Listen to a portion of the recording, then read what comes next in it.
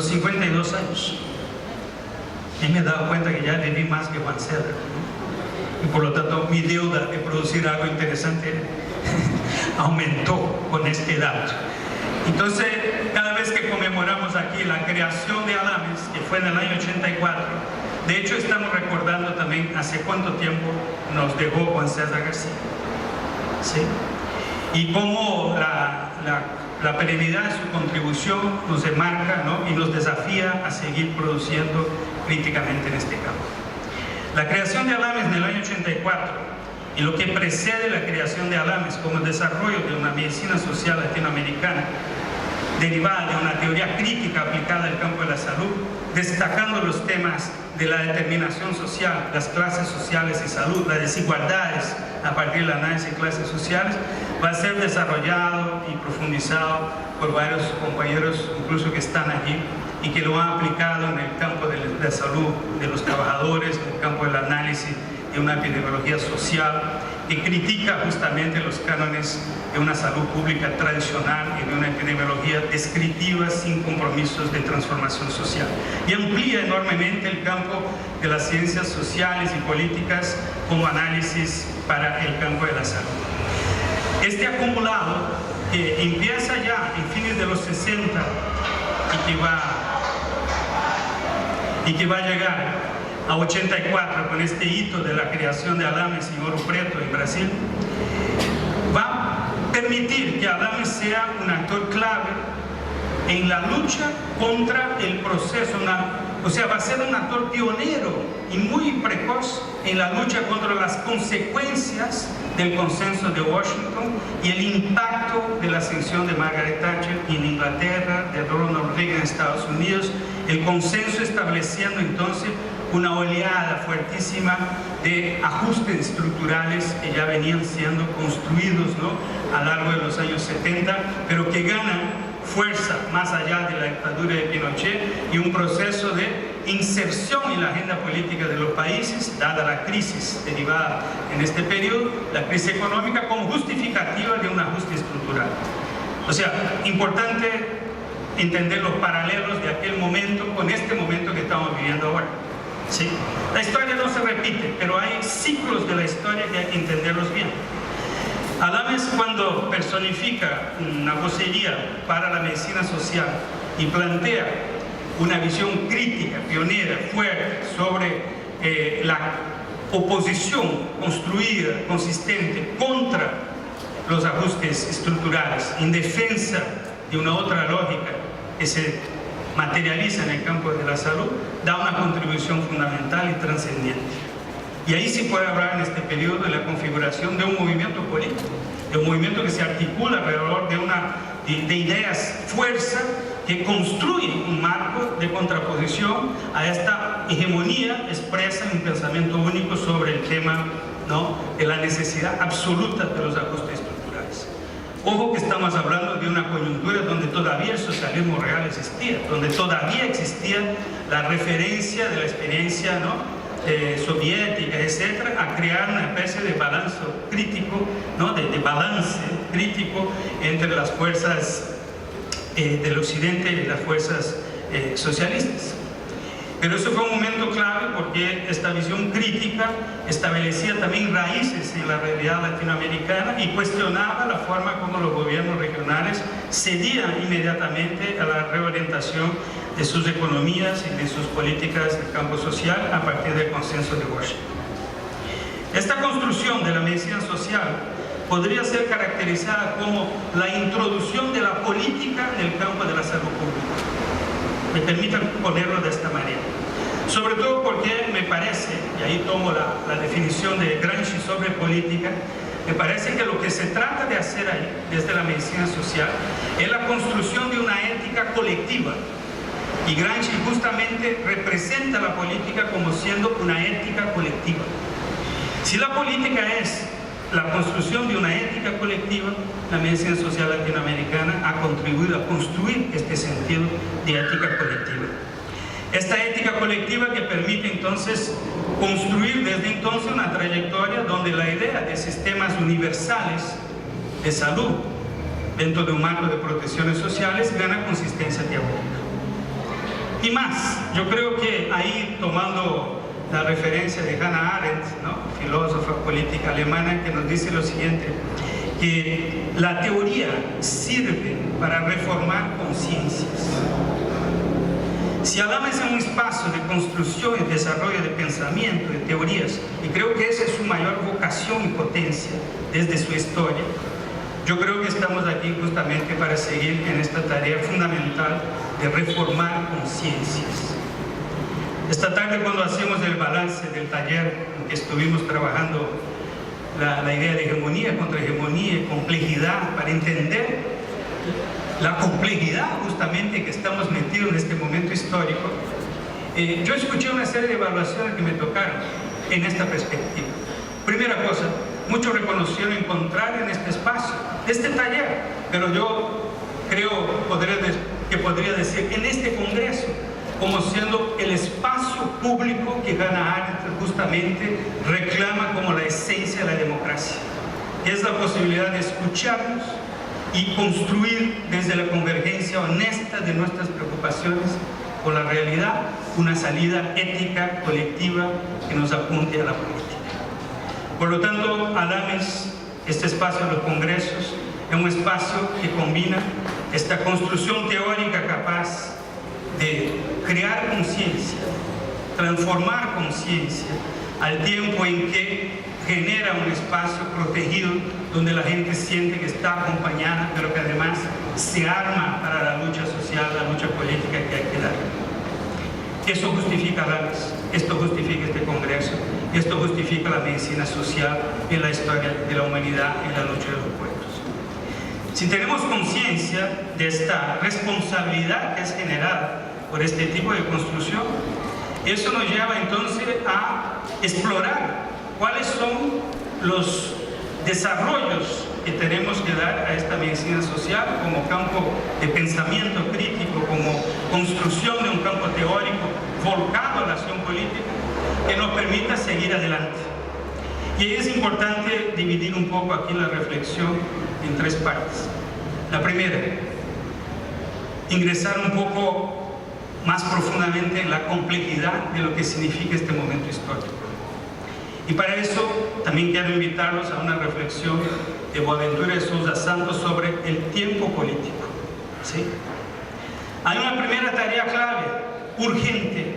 Tenemos que proteger la memoria de las luchas sociales. Lo que propone esta nueva oleada del neoliberalismo es borrar completamente la memoria política de los pueblos. Lo que estamos viendo en esta combinación de una organización de los medios de comunicación que eliminan cualquier posibilidad de apropiación crítica de trayectorias históricas y por otro lado reducen nuestra reflexión a un presente absoluto, es una manera de eliminar identidades históricas de lucha y al tiempo eliminar el espacio del futuro. Eso que Boaventura llama la contracción del futuro, a partir de reflexiones de Ernest Bloch, que justamente hablaba del tema de que la posibilidad, lo posible en la política, demanda una perspectiva de ampliación del futuro a partir de un análisis crítico de la memoria, del pasado, potenciando hoy una reflexión que puede proyectarse en el tiempo futuro con potencia.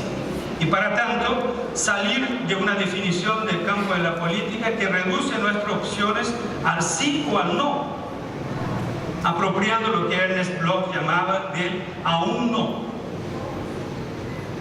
¿No? A mí me gusta esa expresión en alemán, dice nicht noch, aún no.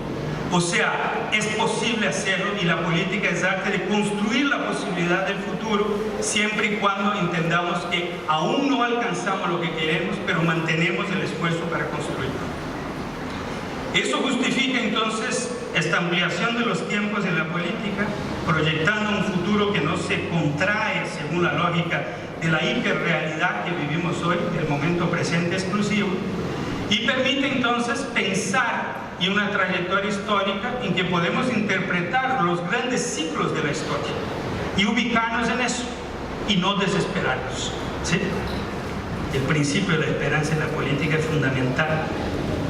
Otra vez Bloch nos habla de eso y habla de esta idea de lo posible como expresión de la esperanza.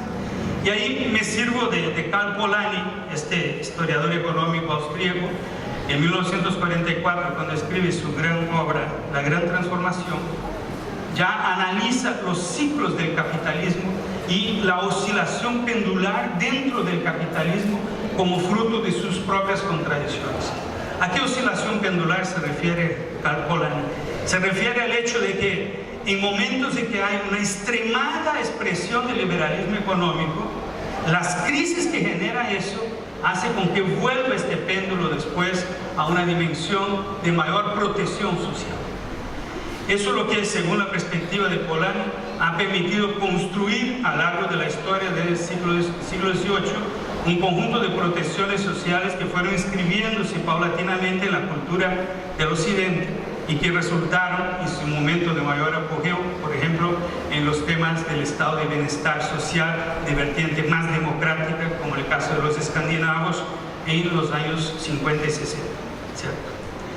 Este proceso nos permite entender cómo nos ubicamos en una lucha contrahegemónica, o sea, cómo utilizamos los momentos de esta variación del proceso para, frente a la ofensiva neoliberal,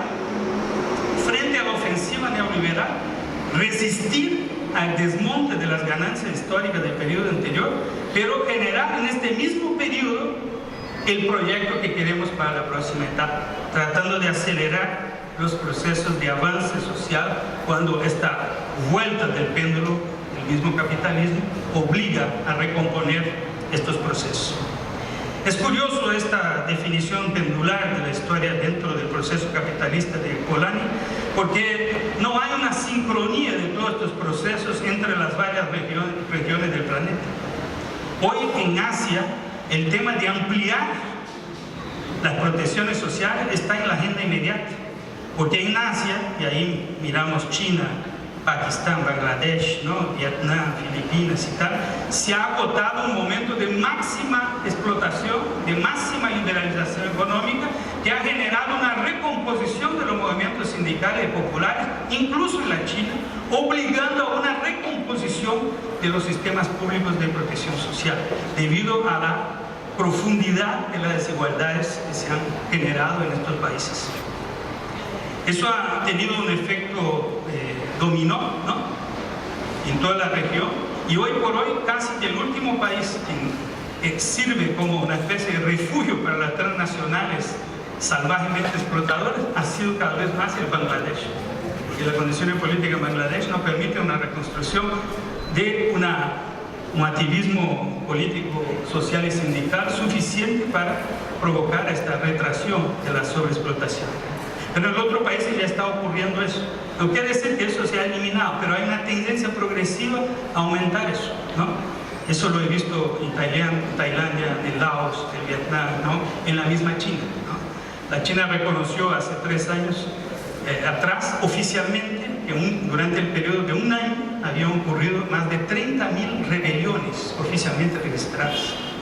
O sea, hay una dinámica de conflictividad social que marca estos procesos de resistencia activa y de reconducción histórica en este movimiento pendular. Porque el costo social que se va dando en estas etapas pendulares va también ejecutándose desde diferentes niveles. Por ejemplo, después de la experiencia social que hemos vivido en varios países, que todavía seguimos viviendo en varios países suramericanos, el punto de oscilación de la historia ya no es el punto anterior a estas experiencias. Sea en la memoria, y de ahí la importancia de preservar la memoria de la lucha social, ¿no?, la memoria de los movimientos sociales, sea en la misma configuración del Estado, que resta con un conjunto, queda con un conjunto de elementos de resistencia dentro de la misma estructura del Estado, ¿sí? Entonces, en esta oscilación violenta, lo que termina ocurriendo es que vamos haciendo como, ¿no?, progresiones en ciclos históricos más amplios. Tener conciencia de eso debe ayudarnos a orientar también la naturaleza de las luchas que se van desarrollando en estas etapas históricas. Porque además Gramsci nos advertía de otra cosa muy importante. Antonio Gramsci decía en los años 30 que la última revolución oriental, en sus palabras, había sido la revolución soviética. No estaba completamente cierto, porque le escapó de su cuenta la Revolución China. Pero bueno, lo que él decía en su análisis es que las próximas revoluciones, pensando en Europa Occidental, en el mundo occidental, serían de verdad procesos mucho más prolongados de transformación a partir del concepto de guerra de posiciones. Y esta guerra de posiciones implica que tenemos que disputar en cada estructura reproductora de la hegemonía una percepción contrahegemónica. ¿Cuál es el desafío de ejecutar esta digamos, aseveración gramsciana? Es que el problema es que cuando estamos dentro de la estructura estamos inmersos en la misma hegemonía. Y esta tarde hacemos justamente una discusión que es muy ilustrativa de eso. Muchos de nosotros aquí tenemos actuación en las universidades, ¿sí o no? En centros de formación, de educación, de investigación. La pregunta es, ¿cuántos de nosotros logramos imprimir en estos espacios de trabajo una reflexión y una orientación que sea coherente con la medicina social? ¿Cuántos? No muchos, ¿verdad? Y en general en espacios que se han construido históricamente con incluso un acto de creación con esa perspectiva. La mayor parte tenemos que disputar cotidianamente en el ámbito de un ejercicio de sobrevivir en esta hegemonía, espacios que puedan progresar en el sentido de la política coherente con los principios orientadores de la medicina social. Por lo tanto, entender la guerra de posiciones como algo que debería hacer honor a la construcción teórica de la medicina social, pero hacer honor a la idea de que la teoría nos arma para la disputa de la lucha política cotidiana, exige que pasemos a crear estos espacios de contrahegemonía de una forma mucho más activa. Y no hacer apenas hacia afuera. Eso es lo que se decía esa tarde, que me parece muy ilustrativo. Yo voy, hago mi trabajo, como siempre, en la universidad y después soy activista de Alames fuera de la universidad. Y no disputo en el cotidiano las relaciones de poder, ¿no? Las contradicciones de lo que estamos haciendo y tal. Y me preocupo en publicar en la revista que me dan nota máxima porque el productivismo académico me exige eso, ¿no? Y tal, y cuando veo estoy entrampado en una dinámica que me anula en este espacio que debería ser un espacio de contrahegemonía. No es sencillo. La guerra de posiciones no es un arte sencillo, es un arte que exige construir espacios públicos en el sentido radical de Hannah Arendt y construir la consecuencia de estos espacios de la acción política. Pero es un camino necesario si queremos enfrentar a la complejidad de lo que viene arriba, ¿sí? Y ahí hay otro tema que hay que tener cuidado, porque a veces podemos caer en una perspectiva mesiánica que nuestra lucha contrahegemónica de las políticas y sistemas de salud tiene enorme dificultad en concretarse, ¿cierto? Somos una comunidad, porque me incluye en ella, de política de sistema de salud y servicios y redes muy reducida y otra vez fuertemente disputada por las orientaciones funcionalistas hegemónicas que vienen de las grandes agencias, ¿no? A empezar por OMS, OPS, pero también del Banco Mundial, del BID y tal, que capturaron la idea de redes, desconectaron eso del sentido político, del sistema de políticas públicas, ¿no? Y disputan con nosotros incluso las palabras que históricamente nos han caracterizado, ¿no? Ya hemos tenido ahí un problema con el tema de determinación social y determinantes, y tenemos hoy un otro problema que es gravísimo, que es esa idea de la cobertura universal ocupando el espacio del debate sobre sistemas universales.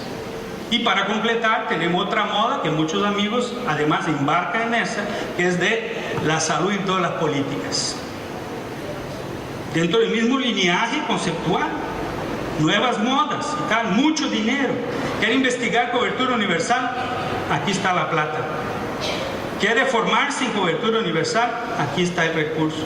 Y eso se va integrando al gran desarrollo de la discusión sobre combate a la pobreza, que desde fines de los 70 ha reducido la política social al problema de la pobreza, y que muchos amigos nuestros, buena gente, incorpora esa idea de combate a la pobreza y no ve los desafíos en el campo del desarrollo. Si no somos capaces de rescatar una idea de un desarrollo sostenible, respetuoso de la naturaleza y sus límites y sus derechos, Si no somos capaces de combinar eso, una lógica de producción con distribución de la riqueza, donde la disputa que tenemos que dar es sobre la agregación de valor al salario frente a la agregación de valor al capital, estamos perdiendo el rumbo de este debate, ¿cierto? Para entonces llegar al tercer punto de este triángulo, que es cómo pensamos las protecciones sociales como estrategia fundamental de redistribución de la riqueza para que la protección social no quede en el marco del liberalismo clásico. Eso debería ser una preocupación constante y clara para este abordaje de políticas y sistemas de protecciones sociales, seguridad social y salud, como un marco amplio de debate sobre la producción y distribución de la riqueza en la sociedad. Y por eso es muy necesario que desarrollemos una economía política de la universalidad de los derechos, su integralidad y su igualdad. Abocarnos a eso implica también abrir con mucha fuerza el campo de la medicina social a un diálogo con los sectores críticos que están en las ciencias políticas, ¿no?, que están en la economía y tal, y salir un poco de nuestra iglesia, ¿cierto? No podemos seguir en una endogamía sobre nuestro debate. Es fácil hablar para un auditorio como este, donde todos están convencidos previamente, ¿sí? Yo en mi trabajo cotidiano tengo que dirigirme a auditorios que no están convencidos y que a veces, bueno, tengo que salir bajo protección, pero vale, porque ahí que tiene que darse la disputa en los servicios, en la corporación médica, ¿no? Son espacios muy difíciles de atraer a la gente al debate, porque si no enganchamos el debate, ¿cómo vamos a disputar la hegemonía? De gente que sigue el pensamiento hegemónico sin pensar sobre qué eso implica. ¿Cómo vamos a utilizar la potencia de la teoría para reformar conciencia? Porque eso es lo que tenemos que hacer para honrar la tradición crítica de esta medicina social. Entonces les hablé del problema de retomar la disputa con la educación profesional, retomar la disputa sobre la organización de los servicios, ¿cierto? Y eso significa bajar a los servicios y también disputar la educación permanente de los trabajadores en los servicios, ¿cierto? Y hacerlo de manera a enganchar un debate sobre la macro, la meso y la microgestión, y no solo quedarnos en divagaciones sobre la microgestión de los poderes de los equipos, cuando lo que viene de arriba define la forma de organización de los servicios. Por eso también, personalmente, me enganché mucho en este debate y me metí, saliendo de la atención primaria hace muchos años, me fui para el debate sobre la organización de las urgencias médicas. Y por eso fui inicialmente atacado por la salud colectiva, que dice: traidor, ¿qué vas a hacer del otro lado con los médicos, hospitalocentristas, con esta gente que son... Yo fui y hoy soy una referencia como salubrista, soy una referencia sobre servicio y sistema de urgencia. Y creo que eso es una ganancia para la medicina social. En los últimos años resolví complicar un poco más. Estoy discutiendo política hospitalaria, ¿cierto? Y ahí demostré una cosa que para mí me parece fatal, es que nosotros tenemos una regresión en toda América Latina de la oferta de camas hospitalarias para el acceso público, de una forma absolutamente espantosa. Y la salud colectiva y la medicina social no están diciendo nada sobre eso. Lo que prepara en gran escala la privatización, porque la población va a necesitar los hospitales, y ahí quien va a poner los hospitales son las inversiones privadas. ¿Y por qué? Porque nosotros solo nos permitimos discutir la atención primaria, siendo que la atención primaria en su origen era una apuesta de contención de las demandas sociales de los pobres. ¿Y cómo incorporamos una atención primaria pobre en general en nuestro país? Eso sigue siendo una opción para pobres, ¿cierto? Entonces, ¿cómo disputar que esta atención primaria sea resolutiva, tenga concentración tecnológica, capacidad resolutiva y de hecho pueda coordinar la lógica del sistema de salud? Bueno, implica discutir también con los hospitales, con otros componentes de la atención especializada, y discutir la esencia del conflicto público-privado en el sector salud, que es la supremacía del complejo médico-industrial internacional, donde está la tecnología, están los medicamentos, ¿no? Están las máquinas que hoy dictan el precio y la forma como eso se incorpora. Ahí no quedamos discutiendo si el prestador es privado, ¿no? Para mí es un tema secundario. El tema esencial es saber quién manda en este prestador, incluso los prestadores estatales, cuando ellos dependen exclusivamente de la importación de equipamiento y medicamentos, y donde la soberanía nacional está amenazada por eso, ¿cierto? Bueno, para mí esos son los dos grandes campos que hay que disputar. El tercer grande campo es que en esta idea de romper un poco nuestro aislacionismo de nuestra iglesia de medicina social, tenemos que hablar con los otros dolientes, los otros actores de este complejo de la protección social. La única posibilidad de defender una salud universal como derecho integral igualitario es poner en el contexto de la lucha por la defensa del trabajo, del empleo, del salario justo como apropiación de riqueza de lo que se produce y proyectarlo en un sistema de pensiones, de asistencia social igualmente universal y con la calidad que eso amerita. Si no hacemos eso, recordando que estamos haciendo una disputa en el marco del capitalismo y una hegemonía liberal, si no hacemos eso con esta alianza amplia, vamos a seguir disputando algo en contra de los mismos trabajadores formales y que en tiempos de crisis van a ser más resistentes a cualquier tipo de negociación. Entonces quiero dejar esta observación porque por medio del Foro Social Mundial de Salud y Seguridad Social fuimos tímidamente, pieza a pieza, tratando de crear este espacio. Y no es un debate sencillo, no es un debate sencillo. Hay que construir una educación política que permita el diálogo mutuo entre esas corrientes que tienen orígenes y perspectivas distintas sobre qué representa ahí la universalización de las protecciones sociales. Desde un marco bismarckiano, desde una perspectiva más de Beveridge, desde lo que sea, tenemos diferentes formas de representar ideológicamente eso. Esos son los tres grandes temas que yo creo que deberíamos desafiarnos como medicina social.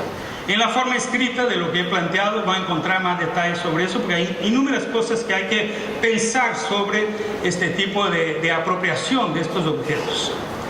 Y yo quería ahora caminar a concluir eso añadiendo una otra dimensión que me parece muy clave, rescatando esta esencialidad de la política como obra de la medicina social que puso la política para pensar el tema de la salud, que es la amenaza brutal que representa hoy la intencionada invisibilización de la política. ¿Cierto? ¿A qué me refiero como invisibilización de la política? Es justamente un proceso que desde la hegemonía conservadora dominante descaracteriza la política en varias dimensiones a través de la captura de la política por ciertos centros de reproducción del pensamiento conservador. El primero, ya mencionado aquí por Ana Costa, es justamente la disputa con los medios de comunicación. Los medios de comunicación hoy no son un espacio conservador en que uno va a disputar una alternativa de mensaje sobre la verdad. Hoy los medios de comunicación, monopólicos, oligopólicos, son actores políticos que ejercen un discurso político monolítico.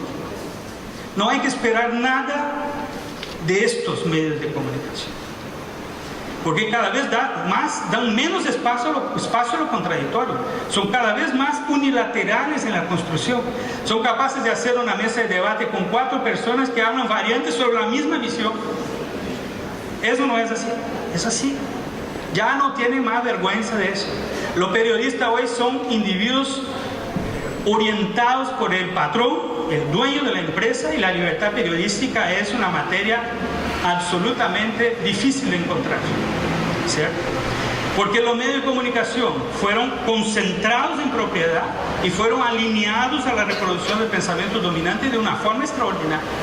Y los que no se alinearon desaparecieron, no lograron. Ustedes dirán, pero tenemos la comunicación de las redes sociales.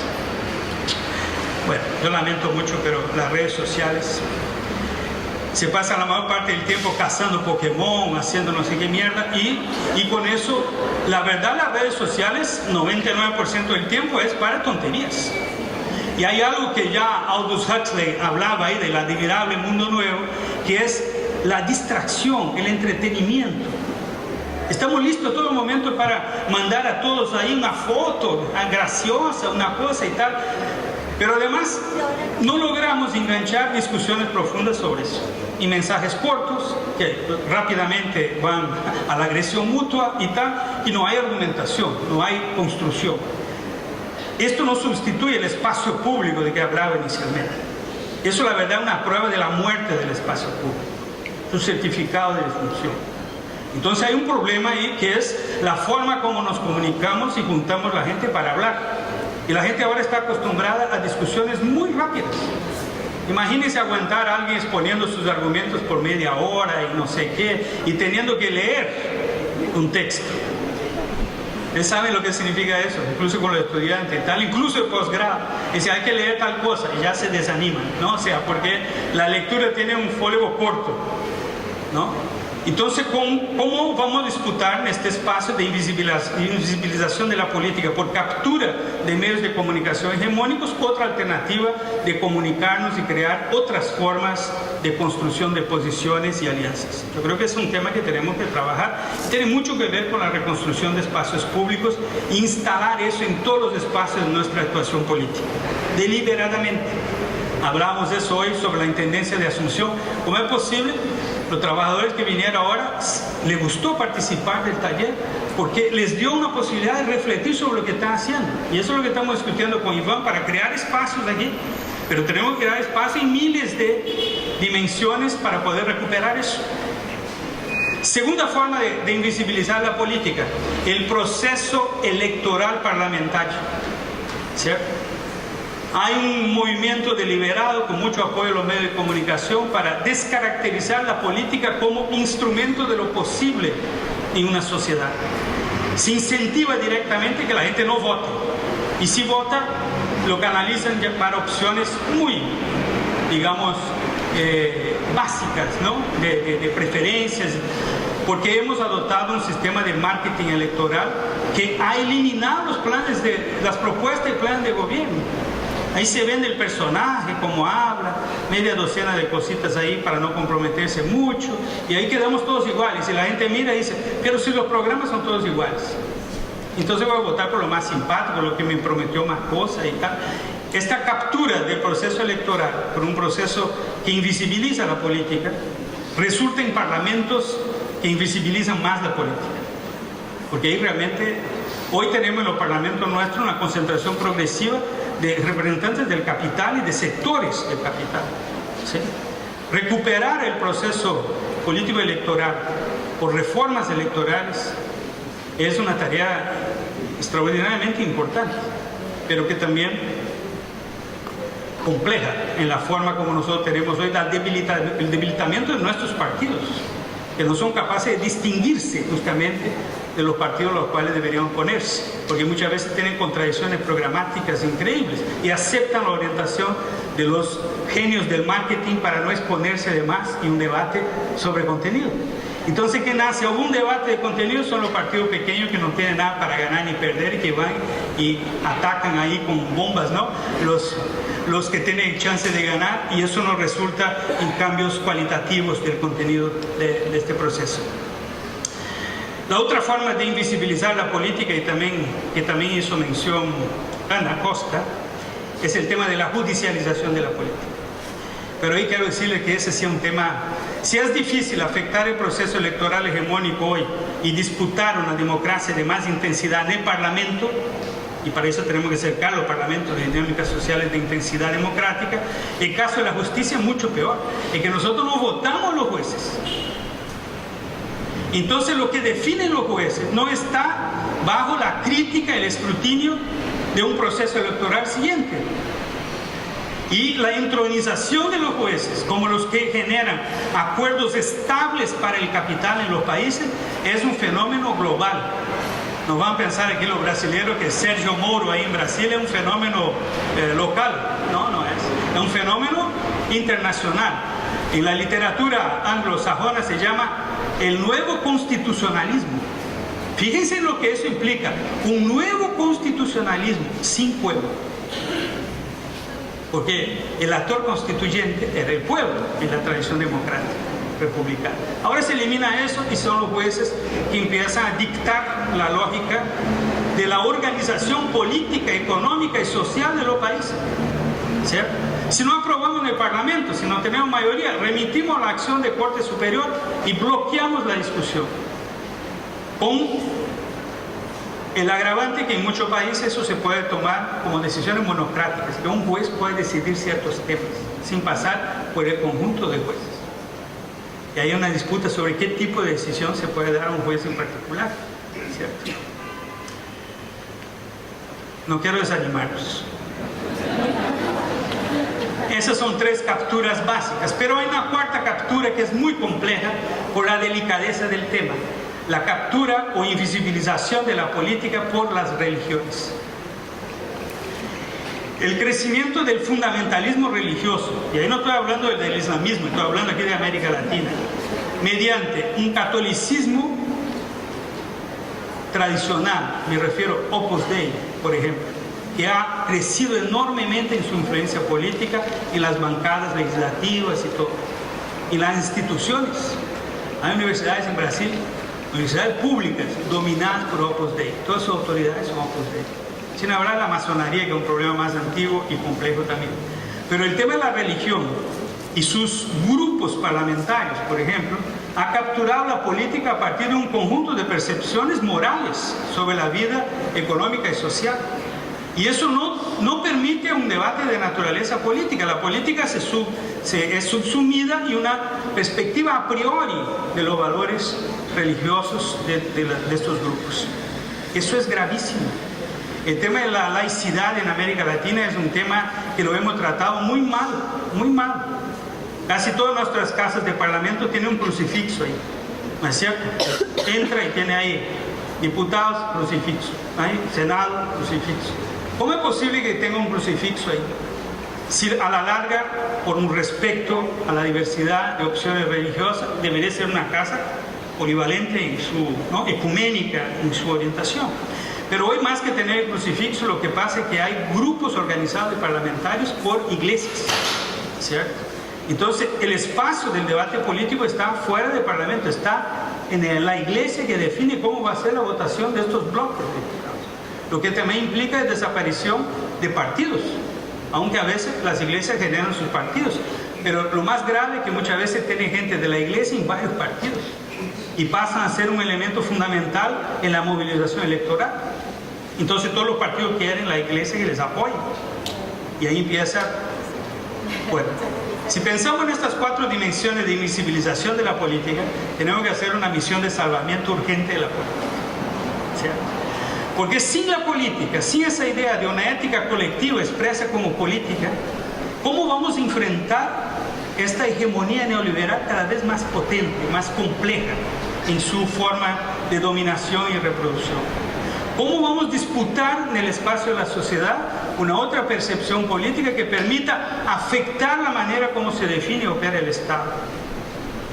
O sea, lo que quiero dejar aquí como tarea colectiva nuestra es que la medicina social puede, ojo, no es que la medicina social va a resolver todo el problema del mundo, pero puede, dentro de su espacio de intervención, alineando esas perspectivas, estos locos de intervención, contribuir, como ha contribuido en el pasado, de forma importante para incentivar, estimular también otros sectores de esta reflexión, pero sin dejar de ocupar primariamente el espacio que le toca del ámbito de la salud, del ámbito de la educación profesional de salud, del ámbito de las protecciones sociales integradas, de la organización de los servicios y sistemas y por ahí.